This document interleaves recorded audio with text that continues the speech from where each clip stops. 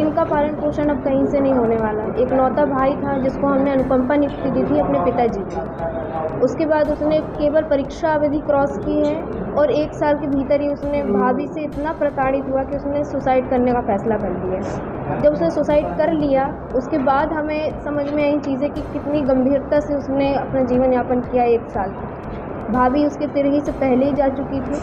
हमने उनको काफ़ी मनाया कि वो आएँ, अपनी सास को देखें, अपने घर को देखें, पर वो आने को तैयार नहीं है, आज भी आने को तैयार नहीं है। सरकार ने उनको जो जॉइनिंग लेटर दिया है उसमें उनके पति के एड्रेस का कोई जिक्र तक नहीं है, यहाँ तक कि उनके पति तक का कोई जिक्र नहीं है। जो एड्रेस उनका मायके का होना चाहिए था वो एड्रेस भी उनका नहीं है, किसी और एड्रेस से उनको नौकरी दी गई है।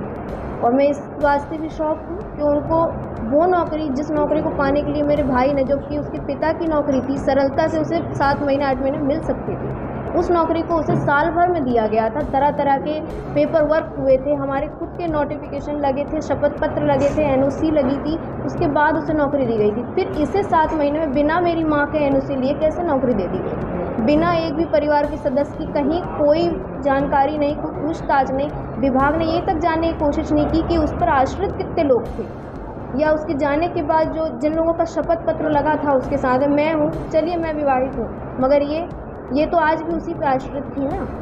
तो अगर इनका भी एनओसी नहीं लगा है तो फिर किस बेस पे उसको अनुकंपा दी गई? अनुकंपा का तो आधार ही यही होता है कि वो परिवार का पालन पोषण करेगा जिसको ये नौकरी दी जाएगी। जब वो पालन पोषण करने को तैयार ही नहीं है तो अनुकंपा तो वैसे ही नहीं मिल सकती। किस कहाँ पे लिखित किया है? रांची मानेगांव। और वो कहाँ के रहने वाले? वो पिपरिया बगराजी। कब हुई थी शादी? उनकी 14 दिसंबर 2024 में शादी हुई थी भैया की। 1.5 साल अभी कंप्लीट हुआ उसकी शादी। उसकी डेथ से पहले, मतलब उसका 1.5 साल भी कंप्लीट नहीं हुआ था शादी को, उसने सुसाइड कर लिया है। अभी क्या चाहती हो? अभी बस इतना चाहती हूँ, जिसके कारण मेरा भाई इस दुनिया में नहीं है, प्रशासन उसे नौकरी ना दे, जो इस परिवार का पालन पोषण करेगा। जो सही अधिकारी हो उसे अनुकंपा नियुक्ति दी जाए, जो कि सही है। मेरी माँ जो ना कि कमाने की स्थिति में है और ना ही इस अवस्था में है कि उनका कहीं से कोई पालन पोषण किया जाए। ना सरकार ने आज तक उनको, मेरे पिता की भी सर्विस की उनको आज तक कोई पेंशन नहीं मिलती है, और भाई की भी जैसी परिस्थिति आप लोग के सामने खड़ी है तो उम्मीद ही छोड़ दी जाती है कि अब कुछ उनको मिलेगा। मेरी प्रशासन विभाग हर जगह से यही अपील है कि मैंने हर जगह पर अपील की है, हर जगह एप्लीकेशन भेजी है, सीएम हेल्पलाइन में भी इस बात को भेजा है, कोई सुनवाई नहीं है, कहीं से कोई रिप्लाई नहीं है, किसी तरह का कोई आश्वासन नहीं है। जी, आपका नाम?